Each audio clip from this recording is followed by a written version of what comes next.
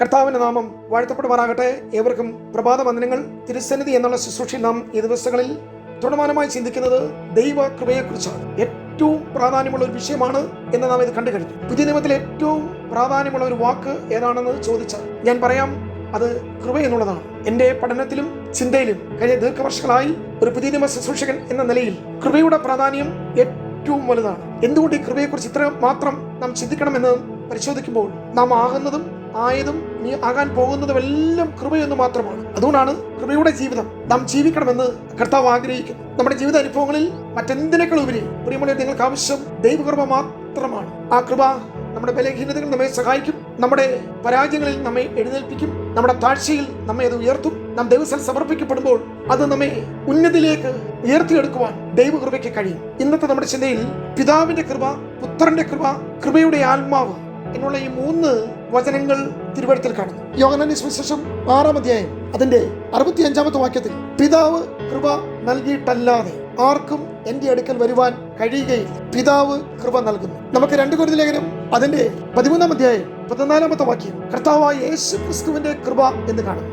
ഇനിയും എബ്രായ ലേഖനം നാം 10-ാം അധ്യായം 29-ാമത്തെ വാക്യം വായിക്കുമ്പോൾ കൃപയുടെ ആത്മാവ് എന്ന് കാണുന്നു. പിതാവിന്റെ കൃപ, പുത്രന്റെ കൃപ, കൃപയുടെ ആത്മാവ്. നാം എന്തിനുവേണ്ടി ഇത്രയും സസൂക്ഷ്മം ഈ ഭാഗങ്ങൾ മനസ്സിലാക്കുന്നു ചിന്തിച്ചാൽ അത്രമാത്രം വിശാലമാണ് ഈ കൃപ. അത് കാറ്റിങ്ങനെ അടിക്കുന്നത് പോലെ, നദി ഒഴുകുന്നത് പോലെ പ്രിയമുള്ള നമ്മുടെ ജീവിതത്തിൽ കൃപയുടെ ഒരു പകർച്ച. ഞാൻ നിങ്ങളോട് പറയാം, 24/7 ഈ കൃപയുടെ വ്യാപാരം നിങ്ങളുടെ ലൈഫിൽ വെളിപ്പെട്ടു വരും. കൃപ ജീവനാണ്, കൃപ നമ്മുടെ സൗഖ്യമാണ്, കൃപ ഒരു ദൈവനീതിയാണ്, കൃപ അനുഗ്രഹമാണ്, കൃപ ഒരു വിടുതലാണ്, കൃപ ഒരു സ്വാതന്ത്ര്യമാണ്, കൃപ ഒരു അനുഗ്രഹമാണ്, അതൊരു നന്മയാണ്, അത് ജീവനാണ്, അത് ഒരു ജയമാണ്. എല്ലാമാണ്. നിങ്ങൾ എന്തെല്ലാം ആഗ്രഹിക്കുന്നു, ഇച്ഛിക്കുന്നു, അതെല്ലാം കൃപയിലുണ്ട്. അതുകൊണ്ടാണ് അപ്പോസ്തല പ്രവൃത്തിയിൽ നാം പഠിക്കുമ്പോൾ പെന്തക്കോസ്തിന് ഉണർവ് സംഭവിച്ച 1-ാം നൂറ്റാണ്ടിൽ അല്ലെങ്കിൽ പെന്തക്കോസ്തിന്റെ ആത്മപകർച്ചയ്ക്ക് ശേഷമുള്ള ആദ്യ നാളുകളിൽ അപ്പോസ്തല പ്രവൃത്തി 2-ാം അധ്യായത്തിലും 3-ാം അധ്യായത്തിലും 4-ാം അധ്യായത്തിലും എല്ലാം ആവർത്തിച്ച് പറയുന്നത് എല്ലാവർക്കും ധാരാളം കൃപ ലഭിച്ചു. അവർക്കെല്ലാവർക്കും ഒത്തിരി സമ്പത്തോ പണമോ ഭൗതിക നന്മകൾ ലഭിച്ചെന്നല്ല, അവർക്കെല്ലാം ധാരാളം കൃപ ലഭിച്ചു.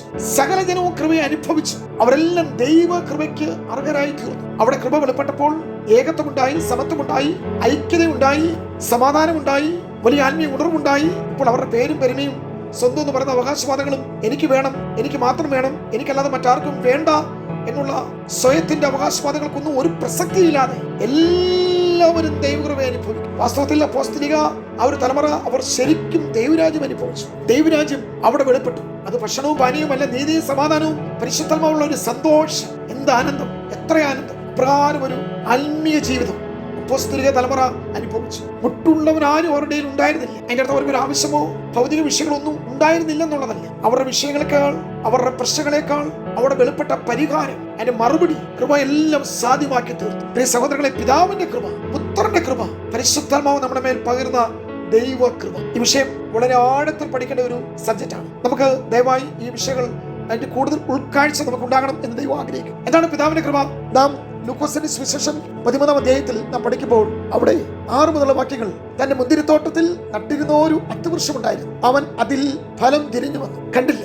ആ യജമാനൻ തോട്ടക്കാരോട് ഇങ്ങനെ പറഞ്ഞു, ഞാനിപ്പോൾ 3 സംവത്സരമായി ഈ അത്തിയിൽ ഫലം തിരിഞ്ഞു വരുന്നു, കാണുന്നില്ല താനും, അതിനെ വെട്ടിക്കളക, അത് നിലത്തെ നിഷ്ഫലമാക്കുന്നത് എന്തിന് എന്ന് പറഞ്ഞു. അതിന് അവൻ, കർത്താവേ, ഞാൻ അതിന് ചുറ്റും കിളച്ച് വളം ഇടുവോളം ഈ ആണ്ടുകൂടെ നിൽക്കട്ടെ, മേലാൽ കായ്ച്ചില്ലെങ്കിലും വെട്ടിക്കളയാം എന്ന് ഉത്തരം പറഞ്ഞു. ഒരപേക്ഷയാണ്. കൽപ്പന വന്നു, വെട്ടിക്കളയുവാൻ. ഇനിയും ഈ മുന്തിരിത്തോട്ടത്തിൽ അത്തിവൃക്ഷത്തിന് സ്ഥാനമില്ല. കഴിഞ്ഞ വർഷങ്ങളായി ഫലം അന്വേഷിച്ചു, കിട്ടിയില്ല. പക്ഷെ തോട്ടക്കാരന്റെ നിർബന്ധപൂർവ്വമായ അപേക്ഷ യജമാനൻ കേട്ടു. ആരാണ് തോട്ടക്കാരൻ? യോഹന്നാന്റെ സുവിശേഷം 15-ാം അധ്യായത്തിൽ പറയുന്നത്, ഞാൻ സാക്ഷാൽ മുന്തിരിവള്ളിയും എന്റെ പിതാവ് തോട്ടക്കാരനുമാകും. പ്രിയ സഹോദരങ്ങളെ, അവിടുത്തെ നിർബന്ധം, അവിടുത്തെ അപേക്ഷ, കൃപ കാണിക്കുവാൻ, കരുണ കാണിക്കുവാൻ, മുന്തിരിത്തോട്ടത്തിൽ അത്തിവൃക്ഷത്തിന് നിൽക്കുവാനുള്ള യാതൊരു ആനുകൂല്യമുള്ളതല്ല, അവിടെ നിൽക്കുവാനുള്ള യാതൊരു യോഗ്യതയുമില്ല. അല്ലെങ്കിൽ അത്തിവൃക്ഷത്തിന് പറയാനുള്ള ഒരു അടിസ്ഥാനവും ഈ മുന്തിരിത്തോട്ടത്തിൽ ഇവിടെ ശേഷിക്കുന്നില്ല. വെട്ടിക്കളക മാത്രമേ ഉള്ളൂ അതിന്റെ അവസാനം. കാരണം മുന്തിരിത്തോട്ടത്തിൽ ആരും അത്തിവൃക്ഷം നട്ട് പിടിപ്പിക്കാറില്ല. പക്ഷെ ഇവിടെ വളരുന്ന അത്തി, അതിനെ തോട്ടക്കാരൻ വീണ്ടും 1 വർഷം കൂടെ നിൽക്കുവാൻ അനുവദിക്കുക. പ്രിയമുള്ളവരെ, വീണ്ടും ഫലം കായ്ക്കുവാൻ ഒരു അവസരം കൂടി. 2023 കഴിഞ്ഞു, നാം ഫലം കായ്ച്ചു. 24 കൂടെ ദൈവം നമുക്ക് നൽകി. ഇനി കേവലം 4-5 മാസം മാത്രമേ ഉള്ളൂ. വീണ്ടും നമ്മളെ അനുവദിക്കുകയാണ്. നാം കൃപയാൽ ഇപ്പോൾ ആയിരിക്കുകയാണ്. അപ്പോസ്തലനായ പൗലോസ് പറയുന്നത്, ഞാൻ ആകുന്നത് കൃപയാലാകുന്നു. പ്രിയ സഹോദരങ്ങളെ, ഇതാണ് പിതാവിന്റെ അപേക്ഷ, തോട്ടക്കാരന്റെ അപേക്ഷ. വെട്ടാൻ അനുവദിക്കുന്നില്ല, മുറിച്ചുകളയാൻ അനുവദിക്കുന്നില്ല, വേര് വിഴുത് ഈ വൃക്ഷം ഇവിടെ നശിപ്പിക്കുവാൻ ആഗ്രഹിക്കുന്നില്ല. അപേക്ഷിക്കുക, കൃപ വീണ്ടും വീണ്ടും അവസരം ചോദിക്കുകയാണ്. എന്റെ പ്രിയ സഹോദരങ്ങളെ, എന്റെയും നിങ്ങളുടെ ജീവിതത്തെ നോക്കി പിതാവ് വീണ്ടും ആ കൃപ ധാരാളമായ എന്റെ കടാശം, ആ കൃപയുടെ പ്രവാഹം, കൃപയുടെ നദി, കൃപയുടെ വലിയ ഒഴുക്ക് നമ്മുടെ മേലേക്ക് പകരുകയാണ്. എന്തിനു വേണ്ടിയാണ്? ഫലകരമായ ഒരു ജീവിതയാത്ര നാം തുടരുവാൻ. പിതാവിൽ നിന്ന് മാത്രമേ അപ്രകാരം ഒരു അപേക്ഷ ഉണ്ടാകുന്നുള്ളൂ. കാരണം പിതാവിന് കൃപയുണ്ട്. പിതാവിന്റെ കൃപ അത് നിങ്ങളെ ഇല്ലാതാക്കുവാനോ നശിപ്പിക്കുവാനോ വെട്ടിക്കളയാനുള്ളതല്ല. വീണ്ടും അവസരങ്ങൾ, വീണ്ടും സാഹചര്യങ്ങൾ അനുകൂലമാക്കി ഞാൻ ചുറ്റും കിളച്ച് വളമിട്ട് വേലി ഞാൻ സംരക്ഷിക്കട്ടെ. ഇതാണ് കൃപയുടെ ആജ്ഞ. ന്യായപ്രമാണം എല്ലാ നാവും അടയുമ്പോൾ, എല്ലാവരും ശാപത്തിന് കീഴിലാണെന്ന് പറയുമ്പോൾ, എല്ലാവരെയും കുറ്റപ്പെടുത്തുമ്പോൾ, ശിക്ഷാവധി മാത്രം പുറപ്പെടുവിക്കുമ്പോൾ, തെറ്റ് ചൂണ്ടിക്കാണിക്കുമ്പോൾ, പാപത്തെ വെളിപ്പെടുത്തുമ്പോൾ, കൃപ നീതിയെ വെളിപ്പെടുത്തുന്നു, കൃപ സ്നേഹത്തെ വെളിപ്പെടുത്തുന്നു, കൃപ ആനുകൂല്യങ്ങളെ വീണ്ടും തരുന്നു, കരുണ ദീർഘമാക്കുന്നു. Praise the lord. പിതാവിന്റെ കൃപ, പുത്രന്റെയും കൃപ, കൃപയുടെ ആത്മാവ്. നമുക്ക് വേഗത്തിൽ ചിന്തിക്കാം. വീണ്ടും കാണുന്നത് യേശു ക്രിസ്തുവിന്റെ കൃപ എന്നുള്ളതാണ്. നമുക്കറിയാം, കൃപയുടെ ദാതാവും അതിന്റെ ഉറവിടവും എല്ലാം ക്രിസ്തുവിൽ നിന്നാണ്. അവന്റെ നിറവിൽ നിന്ന് നമുക്ക് എല്ലാവർക്കും കൃപ മേൽ കൃപ ലഭിച്ചിരിക്കുന്നു എന്നാണ് വചനം പറയുന്നത്. മോശ മുഖാന്തരം ന്യായപ്രമാണം വന്നുവെങ്കിൽ യേശു ക്രിസ്തു മുഖാന്തരം കൃപ വെളിപ്പെട്ടു. കൃപയുടെ ദാതാവ് യേശുവാണ്. യേശുവിൽ നിന്ന് കൃപാദാനം വരുന്നു, കൃപയുടെ സമൃദ്ധി ഉണ്ടാകുന്നു, കൃപ നിങ്ങളിൽ പെരുകുന്നു.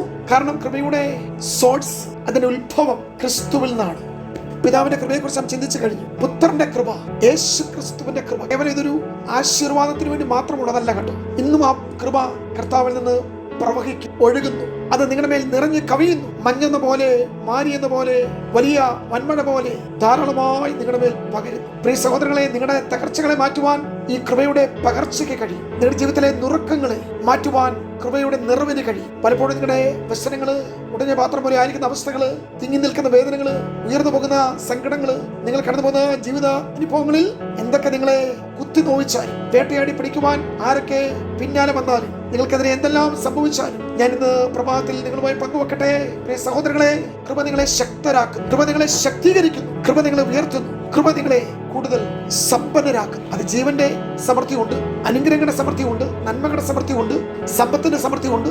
ഇതിനെല്ലാം ആവശ്യമായിരിക്കുന്ന ദൈവകൃപയാണ്. കൃപയുടെ ദാതാവ് ക്രിസ്തുവാണ്. വീണ്ടും പറയുന്നു, കൃപയുടെ ആത്മാവെന്ന്. എബ്രായലേഖനം 10-29 വാക്യം. അതുകൊണ്ടാണ് കൃപയുടെ ആത്മാവിനെ നിന്ദിക്കരുത്. കർത്താവ് നമ്മളിൽ എല്ലാം ചെയ്തത് ആത്മാവിൽ കൂടിയാണ്. ആത്മാവ് നമ്മുടെ ബലഹീനതയ്ക്ക് തുണ നിൽക്കുന്നു. ദൈവത്തിൽ നിന്ന് ഉള്ളത് എന്തെല്ലാമാണെന്ന് ആത്മാവ് നിങ്ങൾക്ക് വെളിപ്പെടുത്തുന്നു. ആത്മാവ് നിങ്ങളെ നടത്തുന്നു, ആത്മാവ് നിങ്ങളെ ഉപദേശിക്കുന്നു, സകല സത്യത്തിലേക്ക് നിങ്ങളെ ആനയിക്കുന്നു. ആത്മാവ് താനും ആത്മാവോട് സംസാരിക്കുന്നു. ആത്മാവ് നിങ്ങളെ നീതിയിലേക്കും സമാധാനത്തിലേക്കും ജീവനിലേക്കും നയിക്കുന്നു. പ്രിയമുള്ളവരെ, നമുക്ക് ആ പിതാവിന്റെ കൃപ, കർത്താവായ യേശു ക്രിസ്തുവിന്റെ കൃപ, പരിശുദ്ധാത്മാവിന്റെ ആ കൃപയുടെ ആത്മാവിന്റെ ആ നിറവ്, ഇതെല്ലാം ജീവിതത്തിൽ ഇന്ന് പകൽക്കാലം അനുഭവമാക്കും. പ്രിയ സഹോദരങ്ങളെ, നമുക്ക് ഇടയാകട്ടെ. നാം ഈ കൃപ അവഗണിക്കരുത്, തള്ളിക്കളയരുത്, തിരസ്കരിക്കരുത്, ഉപേക്ഷയെ വിചാരിക്കരുത്. 24/7 നിങ്ങളുടെ ലൈഫിലേക്ക് അതിന്റെ ഒരു വ്യാപാരം, ഒഴുക്ക്, നിലയ്ക്കാത്ത പ്രവാഹം ഇന്നും നിങ്ങൾ അനുഭവിക്കുവാൻ ഞാൻ ആഗ്രഹിക്കുക. നിങ്ങൾ കർത്താവിനോട് പറഞ്ഞാട്ടെ, മറ്റെന്തിനേക്കാളുപരി തലസമയത്ത് വെളിപ്പെട്ട് വരുന്ന കൃപ.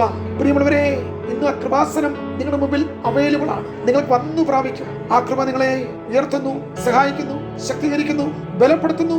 നിങ്ങളെ വിശുദ്ധരായി ദൈവസന്നിധിയിൽ നീതിയോടെ നിലനിർത്തും. നമുക്ക് ദൈവസ്ഥലം പ്രാർത്ഥിക്കും. ഈ കൃപ എനിക്ക് ആവശ്യമാണ്, നിങ്ങൾക്ക് ആവശ്യമാണെന്ന് നമുക്ക് ദൈവത്തോട് അപേക്ഷിക്കും. ധാരാളമായ കൃപ നിങ്ങളുടെ മേൽ കർത്താവ് ചൊരിയട്ടെ.